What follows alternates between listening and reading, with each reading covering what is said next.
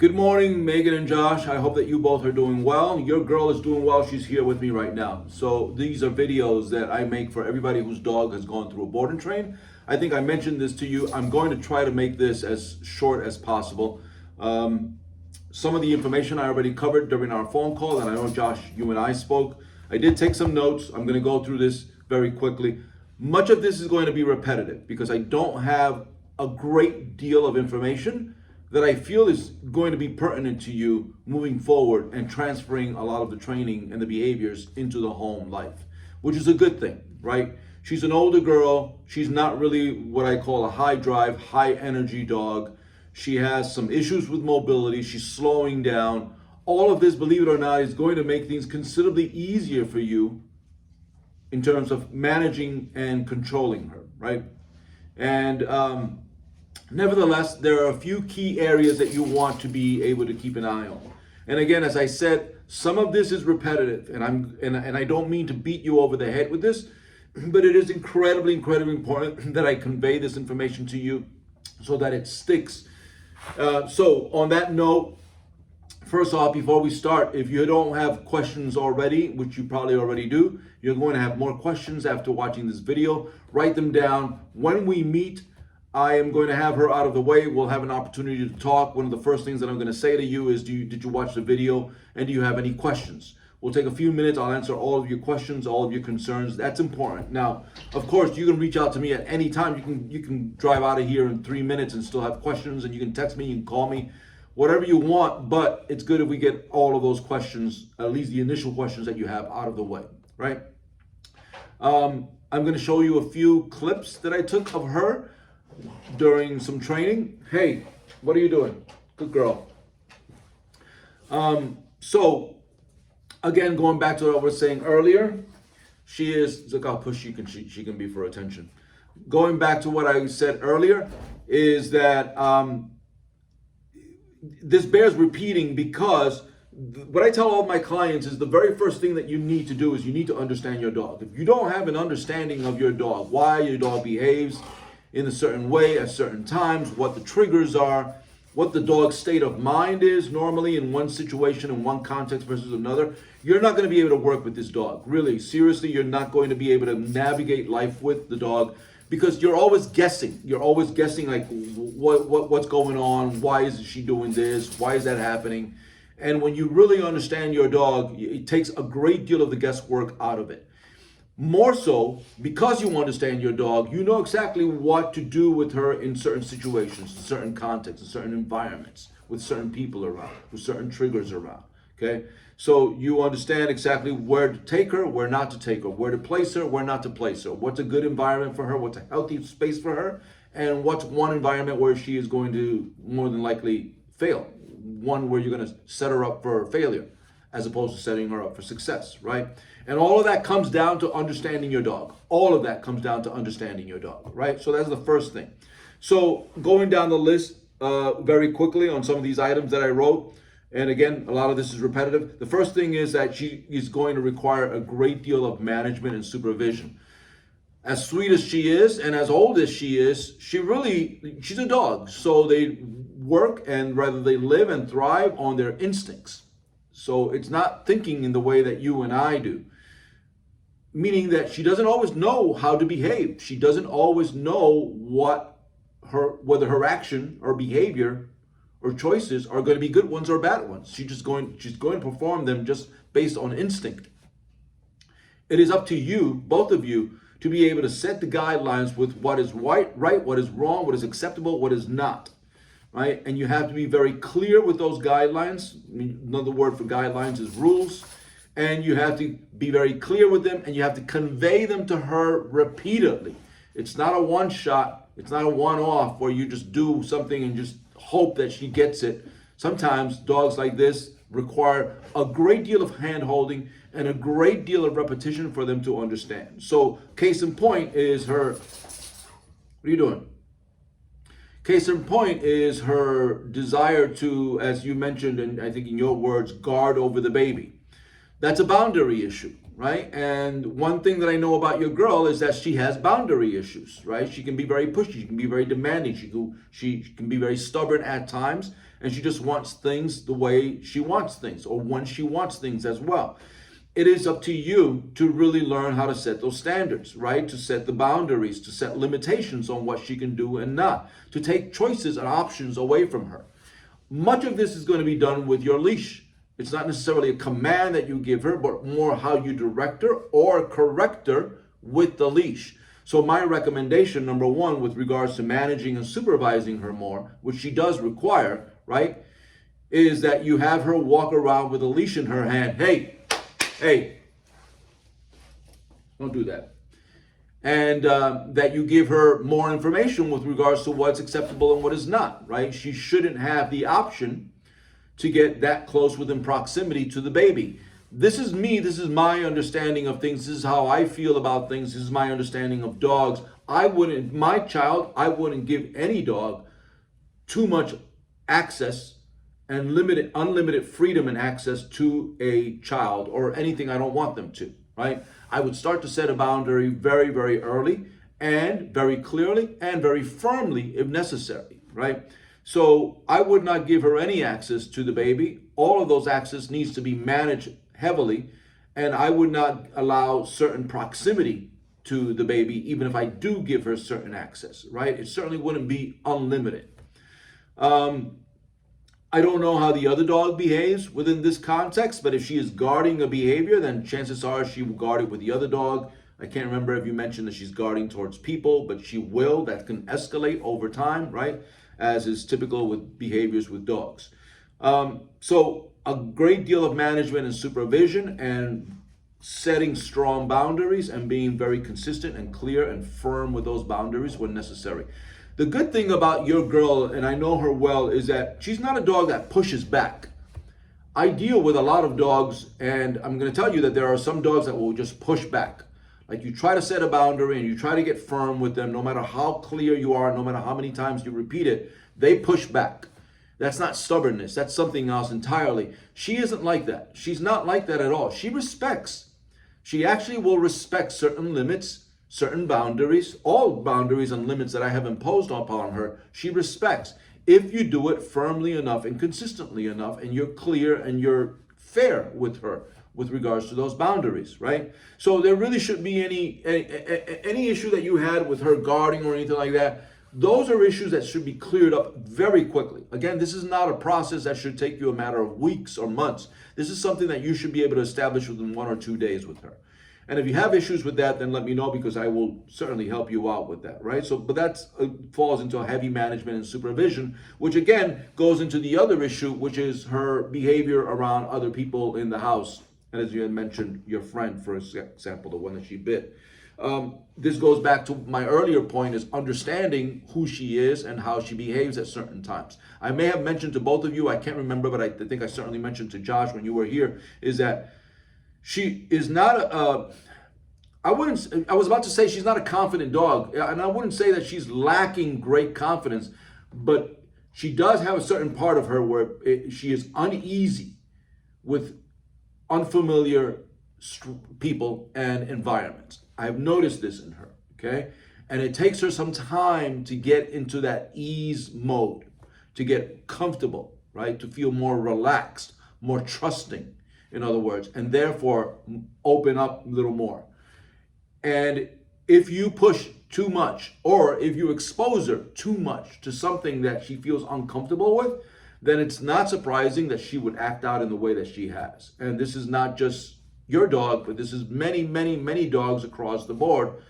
Same goes with humans. You put us in a situation where we are bound by stress because we are experiencing some kind of discomfort and uneasiness, then we can get reactive. We get involved and we get too caught up in our emotions, and we don't think logically through, and things happen.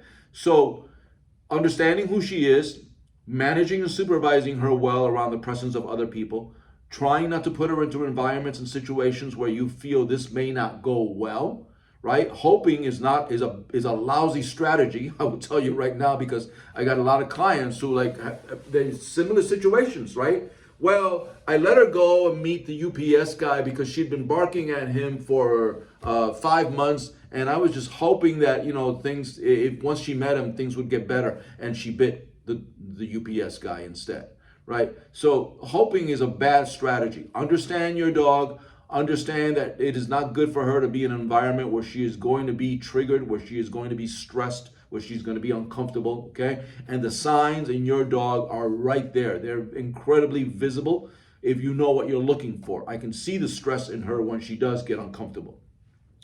And managing means maybe keeping her on a leash or putting her in a crate or removing her from the situation entirely, right? With that in mind, my other note was on protocols, creating protocols at certain times. Now, I don't think you have one of these crazy dogs who barks their head out the window, but if she does, it's a situation that you want to avoid. So you want to create protocols around her behaviors when she gets triggered, when people come to the house, right? Feeding time. If you feel that resource guarding or guarding is a potential problem with the child, or even though your child's not walking yet, she will be, or with other dogs, right? So creating protocols where perhaps you didn't feel you needed protocols in the past are important, right? As far as her obedience is concerned, she knows her obedience really well. And that goes, sit down, stay, come, place, heel, walking on a loose leash. She knows it very well. I didn't push it further with the e-collar, with the heel work, because of her age. I could have, but it's not something that I feel is practical for you because you had mentioned that you're not really walking her much. And I think if you put her on a proper prong collar and control her, you should be able to walk her really nicely in certain areas. Understanding that she is still likely to be triggered, but I can help you work through that, okay? Whether it's we do it now or you want to resume back in the spring when the temperatures are a little milder and more comfortable, then we can do that. But it is something that I think you're going to need to keep an eye on because she is reactive. And a lot of that comes again from fear and insecurity, right? And I have seen her be reactive with other dogs, not with humans. However, clearly she is not comfortable with humans. And that could, again, I think I mentioned this to you, Josh, it could be just with men, or it could be with just people all around. It's for you to figure out which is which, right? So she knows her obedience. It is up to you to maintain that work. And you're going to have to, both of you, decide whether you want to maintain all of it or certain parts of it. So obedience will help give you more control, more manageability over certain behaviors, more focus, more attentiveness from the dog, right? So if you have one of these dogs, and I'm not referring to just her, but any dog who just like tunes you out in one aspect or respect or another, then obedience gets that attention of focus and attentiveness much more in line with where it should be. So it's something that I would recommend that you work with her, okay? She will only get better over time if you continue to maintain the work. If you don't maintain the work, she's likely going to regress, and not that she will forget it, but she will get rusty, and you will need to kind of tune her up, right, in order to get that. I don't, and I mentioned this, I know that I did mention this to you, Josh, is I didn't push the sit stays with her. She knows that my criteria for sit stays and down stays are 1 minute sit stays at about a distance of 30 feet, 3 minutes down stays at a distance of 30 feet as well. And I didn't push the sit stay because I noticed that she had difficulty sitting. And that when she did get comfortable, she had to slant to the side. And that could be an age issue. I know that you told me that she had an ACL issue or something like that. So I want to make sure that I didn't aggravate it any further. And it's because, again, she's not a puppy and she's not a 1-year-old dog who you feel like I really got to get this sit down. I went a little more lenient with her, but I did work on her downstay considerably. Okay, so think about that when you want to work with her as well. Once I get the dog to understand behaviors, I now start to demand these behaviors everywhere at all points. So for example, about the 1 week mark, at the end of the 1 week mark, the dog starts to understand the concept of sit stays and down stays. Now I get to do it with them, or I get them to do it every single time I go in and out of a door. Every single time. Out of the crate, same thing. So I get insistent, I set a barrier there, a boundary, for example, or an expectation. and I expect them to follow through. So that is part of maintaining the behaviors, right? And the training. What else can I say? I think that is pretty much it. I hope that you have some questions. I will be happy to answer all of your questions. Again, my take on her is that she's not a confident dog. It takes her some time to kind of warm up. You have to be understanding to that. But she is very pushy. She's very demanding. And a part of that is not just her personality. Like, she probably didn't come out of the box that way. A part of that with dogs, as is with humans, is that we just learn to be that way. Dogs learn, this is what I can do. This is what has been successful for me in the past. This is what I can get. This is what I can get away with if I continue to push and push and push and push, right? So you have an 8-year-old dog. She's in her senior years. She's not even middle-aged. She's past that. So her expectation as far as, pushiness with regards to boundaries is concerned is like, I can do it. I can get away with it. You have to start to be very clear about what your expectations are. So my suggestion to both of you is that even before she goes home, after watching this video, both of you have a sit down and you start to think and talk about, this is what the expectations are. This is what we're going to do with her when the baby is around. This is what we're going to do with her when she starts to push towards the baby and try to be around the baby. This is what we're going to do once that child starts to crawl and get up on her feet. Okay?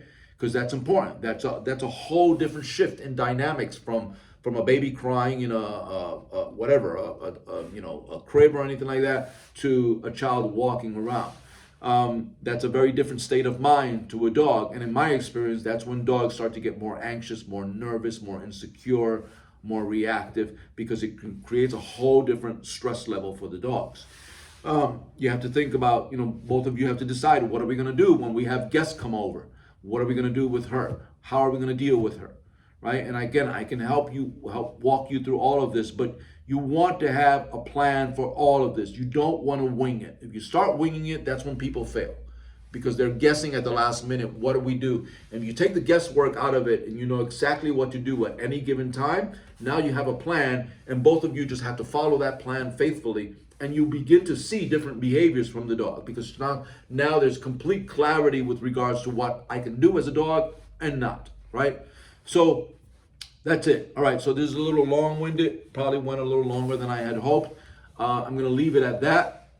She is doing well. She is a sweet girl. First few days, she was a little tricky with me. I could see I made her very uncomfortable, so I was a little cautious with regards to how I handled her. But she warmed up after a couple of days, and she's a sweetheart now. She's with me now, and even though she was a little restless when I first walked in here to film this, she is now settled on the floor because she understands I'm not taking her baloney. So, but she's a sweet girl, all right? The last thing that I will say to you is, I get a lot of people who send their dogs to me. They have no idea who I am and no understanding how I deal with their dogs when they're not looking and all that. Two things is, one is that I treat every dog like they are mine, and I treat your girl like she is mine. Like, she's a sweetheart. I train her hard, but I love up on her every single day. The other thing is, I want to thank you both. You trusted me. You took a chance on me, again, even though you don't know who I am. And that means the world to me. I don't take that responsibility lightly, and I'm incredibly grateful and appreciative that you took your chance on me. I want you both to succeed. Okay, and I am here for you, as I told you at the very beginning. That's not a lie. That's not a put on. I am here for you. If we need to do lessons, we need to do, FaceTimes, we need to get on a phone call, and we need to communicate via text. I am here to help you out, but you've got to do the work. You've got to start to establish the boundaries, continue with the obedience, and become the leader that she needs. Because this is what really, in essence, what this sweet girl needs, is she needs a strong leader presence to guide her through this. One last thing is, Josh, I think you had mentioned that you had a prong collar for her. And I mentioned to you that I was going to most likely change the prong collar that I have on her so that Megan can handle her and work with her a little easier. I want to be able to see the prong collar that you have. So if you can please remember, just throw it in your truck now so that you can bring it with you when we meet. I want to be able to see what collar it is, what quality collar it is, and whether the fitting is proper for her. And if that's the case, then maybe she doesn't need anything else that I can give her. But if it's not a good quality collar, or it's not going to be a proper fitting, then I'm going to give you something else. Okay? All right, that's it. I will see you both when you come in. I forgot what that day is. I've got it on my schedule. All right, take care. I will speak to you both then. Bye. Now, this is the on-leash portion, and what I work with here is the sits and the downs. Again, primarily the focus was on the down because of her age and her difficulty in holding on to a sit for a long duration. But in this example, I am doing a down stay for a distance of possibly 30, possibly longer than 30 feet. This is probably 40, 50 feet. And in a few minutes, you'll see the sit stay also at approximately the same distance. Now, again, the criteria is the down stay 3 minutes and the sit stay is 1 minute. But in this video demonstration, I'm not holding her to those timelines. And I will also show the on-leash healing portion where she walks on a loose leash. And the criteria is for that is that she walks on a loose leash by my side on the left side, which is where I teach her. And she turns with me and stops and sits with me. So when I stop, she stops and sits.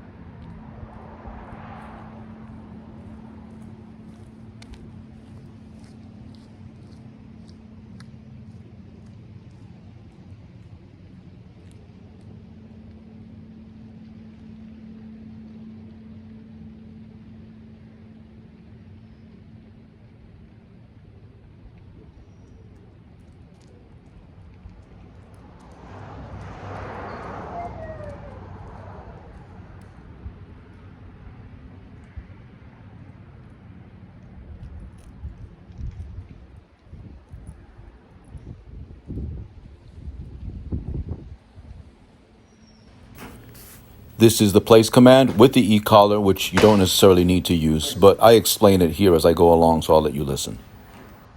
No. Yes.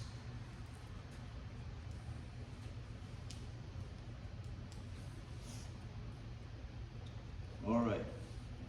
So here's your girl working hard on place with the e-collar. I'm working on a very low level. She's at a level 6 out of 100. She does feel 6, she'll likely feel a 4. Doesn't mean that she will listen to it. She will ignore it. But she feels it at a very low level, okay? And I know, Josh, that I walk you through this, but I'm going to do this again so that you get a refresher and then maybe just to see it for the first time. So I have her on a long line because I have the bay door open, so it's a safety issue. But you're not necessarily going to do this with a long line, although you can do it with a leash. Should she need some help, you're going to be able to guide her there with the leash if necessary, okay? So the way that it works is that I give her the cue, which is the command, which is place. And when she goes there, it's not enough that she sits there or she stands. I need her to go flat. This is why you'll see me tell her down if necessary. There are times when she will give you the whole behavior. She'll just jump there and she'll go flat. Other times she'll just kind of stay put in a sitting position, most likely. So you need to get her into a down. You do not want to pay her, which is reward her with food until she does the behavior completely, okay? If you start to pay randomly when she's sitting, when she's standing, you're going to get more of that. And you don't want to do that. So this is the way that it works, okay? Break. What you will hear is the sound, you'll hear a beeping. It's the sound of the e-collar that's calibrated to a sound box so that you can follow along. Place. No. Good. Okay, so that was actually incorrect because I didn't mark it properly. I'll walk you through that one more time. Okay. Break. Good girl. Place. Nope. There we go. Yes. So, as you can see, is I give her the command, I tap until she goes there, a nice rhythmic tapping. If you tap once and then stop for a long pause, it's not going to work. You don't also want to tap like a machine gun style, tap, tap, tap, tap, tap. You want just a nice rhythmic tapping. She goes there, fantastic. She must go flat, right? And we'll give her another tap for that. Once the dog does the behavior that you want, you mark it. Marking it is like ringing a bell. When she hears that bell, she gets paid. And the mark is yes. As I had mentioned to you, Josh, if you want to start moving away from getting too chatty with the dog, too much verbal direction, you want to stick with just a handful of words that you're going to use with her.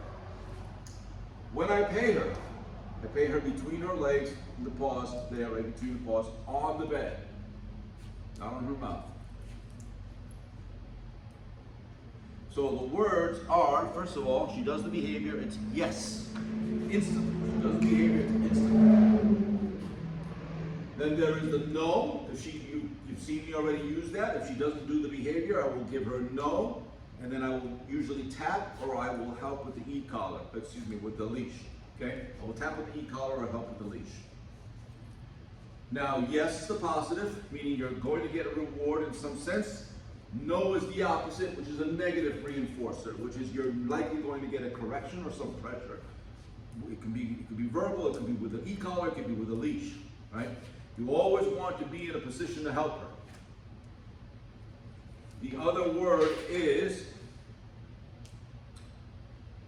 good, which is the in-between the yes and the no. Meaning that once I've got the dog to do the behavior, the longer the dog does it, and the more distractions I add onto the behavior, this right now going around her in a circle is a distraction. Creating some distance like this is a distraction. Anytime, anything, sitting down is a distraction. When she does it and continues to do it, I give her the good marker, and then I pay her again. Again, between the paws, on the bed. And good is essentially I like what you're doing, do more of it. And then the last word is the release. That means it's over, exercise is done, you're free to go. And usually what I do is I'll take a treat, I'll tap her nose, I'll toss it like a bowling ball softly so that she sees the direction I'm tossing it in, and I give her the cue, which is break. There you go, okay? Place. Yes. See, I didn't need to tap there because she went completely flat. And then I pay, okay? So the pay can be a little delayed by a few seconds, but the marker, yes, must be instantaneous as soon as she does the behavior. And then again, she is continuing to do it, so I'm going to reward it again, but I'm going to use the bridge word, which is good.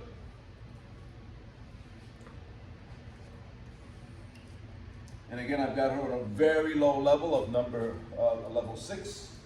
Excuse me a second while I get some more food here.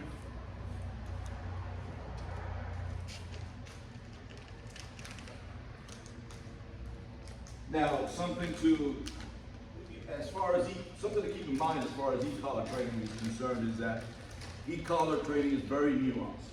So she can give me the behavior that I want at a level 6 and do a fantastic job with that. But as I start to add in distractions, that level may not mean anything. So for example, I am now currently working her near a dog in the crate. And she can do it with a level 6. Watch this. No. I'm not going to reward that because it's not what I wanted. I didn't ask her to release. She is to remain there and stay put until I give her permission to get out. So as I was saying is that as you add distractions, she may blow off a level that you're comfortable or that you recognize that she responds to.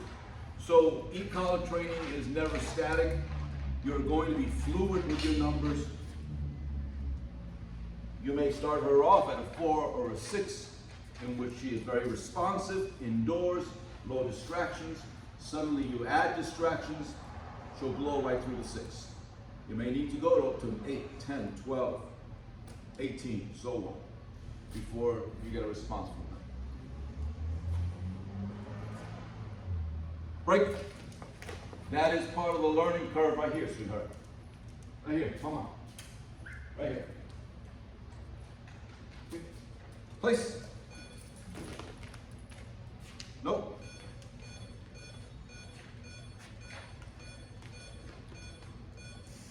Yes. Okay. Notice the pattern in which I am continuing to. I hope you can hear the sound box. I'm going to bring it a little closer.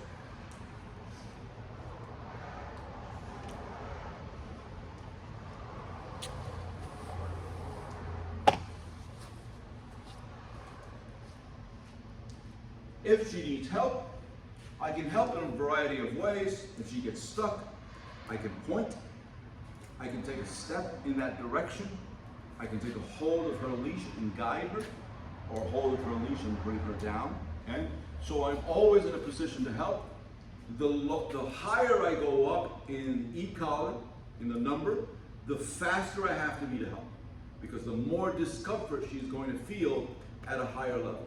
So a level 6, for example, is going to be very different than a level 18 or 20 if I should need to go there to her, right? And I don't want her to endure that for long. Good.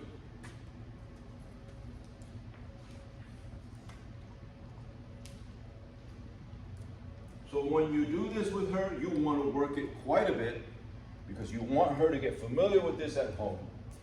You also need to understand you have a learning curve with the e-collar. It is not a toy. You need to learn how to use it properly. Do you need the e-collar? You do not. You most likely will not need the e-collar. She's not that kind of dog that needs heavy pressure to do the behavior. What she needs is clarity with direction, consistent firmness with regards to boundaries. So I can get her to do the same behavior with a prong collar, with a regular 6-foot leash, without the e-collar, and get duration out of her, as long as I am supervising and managing. You have to decide what you feel is best for you, okay? But you do not need the e-collar for her. This is not that kind of dog that really needs this. I use the e-collar quite a bit. I don't train every dog with an e-collar, but I used to. I don't feel that every dog needs and requires an e-collar in order to get performance from her. Good girl. One more time. One more time. Break. Good. Place. Yes. Now you may hear the tapping every single time I give her the command of place. I don't need to do that at this stage. I am doing it for your purpose. Because you are going to do this with her at first. And again, it's such a low level that I can just tap and tap and tap. It's not going to really bother her. But I can get her to do the behavior. Break. Wait, what are you, blind? Right here. Okay. Place. Yes, like that. Okay? I don't need to tap. Fantastic. Good baby. Good sweetheart. Okay. And we'll have a talk about how you're going to stack up the distractions. But first, make sure that you become very proficient, very confident, very comfortable with the tools, with knowing how to get her there, with the steps, with not breaking the steps, not confusing the behavior or the dog, okay? Moving away from all the yappiness and the chattiness and the repetitiveness. I hear people who come in and regardless of me telling them the opposite, they are like place, place, place, place, place, place. Like you're just going to, at some point, confuse, possibly frustrate the dog. It will water down the exercise. One more time, sweetheart. Come here, baby. Break. Right there.